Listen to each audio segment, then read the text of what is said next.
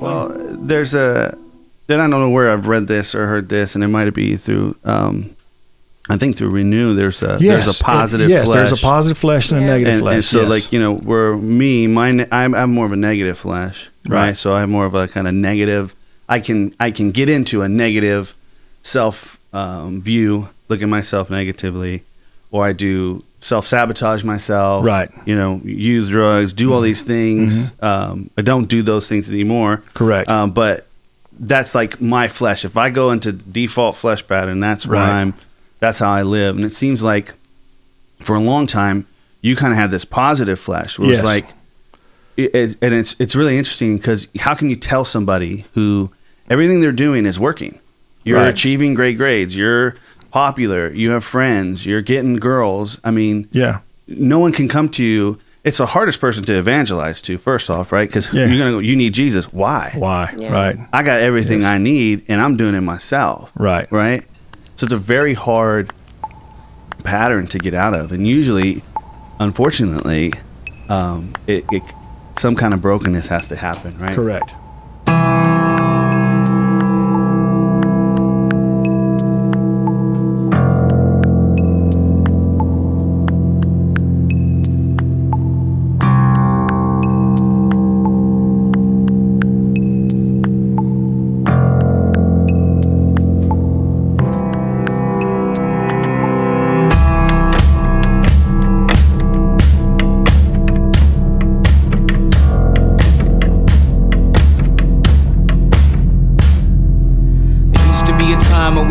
Living life with no particular religious bend, pretending to be our own gods, inventing our own systems of belief so as to not depend on anything other than our own self-governing consent, defending an impending doom with no perceived need to concede or repent, presuming our innocence in a sense descent. The sting of death was only the inevitable end of everything we can never rightly understand or comprehend. We used to fear the unknown till God made himself known in its own, mending the relationship between God and men, giving his life as a ransom for many when he died and ascended. And in that one event, the certainty of eternal death was circumvented, making a way for the day when history stops and time suspends, spending eternity in fellowship that never ends. We see the greatest expressions of God's love extended in that moment when those who were once enemies instead became God's friends. And when it's my time to go ahead and take me home. I know I'll be with you.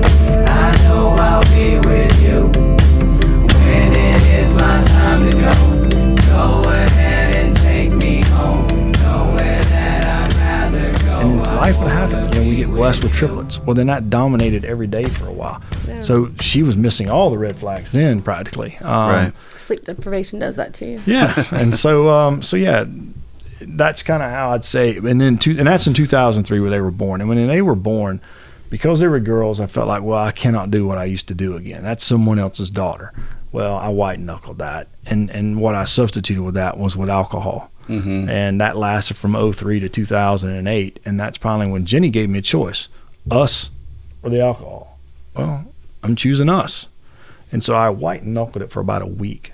And I was like, well, man, I cannot hide drunk because you're going to show up either drunk or hungover. Right. You can't hide that. And so I went to the mall to buy something. Mm-hmm. And I bought something really nice, and it felt good. And that became my next addiction. Mm. And that went on for about 2 years, and that's what got exposed. And but she found it out. And oddly enough, I came home from a business trip and she had a stack of papers this thick next to the bed. And as soon as I saw it, I knew exactly what it was. Wow. And she had so much grace about it, and willing to let's figure this out. And definitely upset, definitely furious, definitely felt betrayed. I'm sure the list went on and on. Got several people involved at North Point. And then, of course, again, going back to the root, they set up everything so I couldn't spend no more money. Turn in my credit cards, turn in the debit cards, and she's going to give me an allowance to spend per week or whatever. Right. And how long did that work? It didn't work long, because all it did is go out and open up a new account, open up, and they didn't. It wasn't less about your heart, what's going on inside the heart, and I think that's what got missed there. It's not their fault. I mean, I was not going to let them find it anyway, and so I opened up more credit cards, and then right around 2011, found more ways to spend money, and then also So let me ask you: so you weren't drinking during this time? Or if you were Yeah, drinking? I would drink, but only if I was on a business trip, but not necessarily not around the home. No. Okay. Yeah. So spending became kind of took over that addiction. Correct. When you're home, when you're around, so that you could kind of pacify yourself or something, right? Right. Correct. Coping mechanism. Okay. Yeah, coping mechanism. And the spending was all about it. My parents became very important again. But we went on a family trip in 2012, and my wife had thought I was done spending. Okay, so this is about a year later, and we're our first day there. This is with her side of the family, all extended family and grandkids, and we're all there. And I take our girls to the beach, get back on that first morning. It's about 10:30. They were hungry. She said, meet me outside. And we got in the golf cart, went on a ride. And she says, I'm done. She goes, I just opened up your laptop. And so she saw all the Amazon and the eBay and every type of receipt on the planet electronically where I'd been spending money. So I was given the option to go to Hope Quest or move out. I chose moving out. And so I got an apartment. And then, of course, by moving out, the woman that I was involved with spent a lot of time with me there. She was married, and has a son. And at the time, I never realized how many people I was destroying, their lives, that I was hurting, and the wounds that I was creating. It was about me.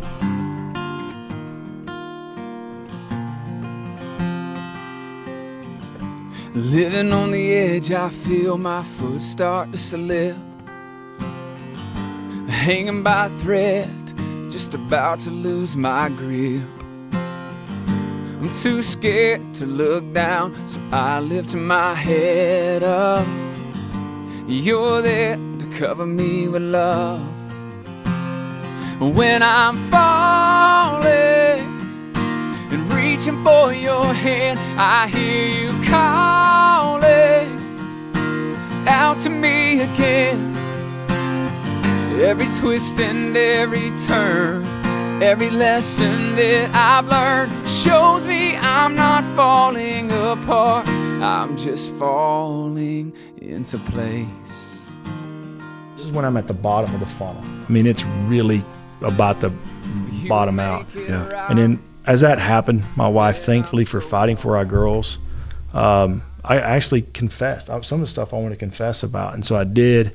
But I wasn't willing to get help, so she emailed them both and outed me. And then work found out about it. And God will use any and everybody, even non-believers. And I found this out, that our company is owned by a gentleman who was from the United Kingdom, and he flew in that Monday when all this blew up at work. I went in to say I was going to meet him at 12 on Tuesday to say I'm sorry. I had my resignation letter written. But before I went down to see him, he actually got a phone call, and he called my wife. And I've been there since I was 26 years old. And my wife shared everything.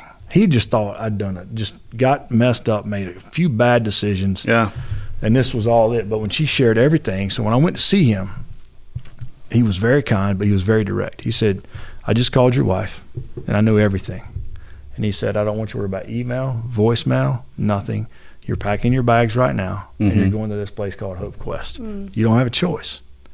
And he said, because you've been good here and you have an obligation to your wife and children, therefore I feel like I have, I'm going to continue to pay you while you go 3 months to get help. Yeah. But again, I was not relieved. I did not want to go to treatment. Right. But as the way God timed it, my parents felt like they needed to come back for another intervention and came into town that same day.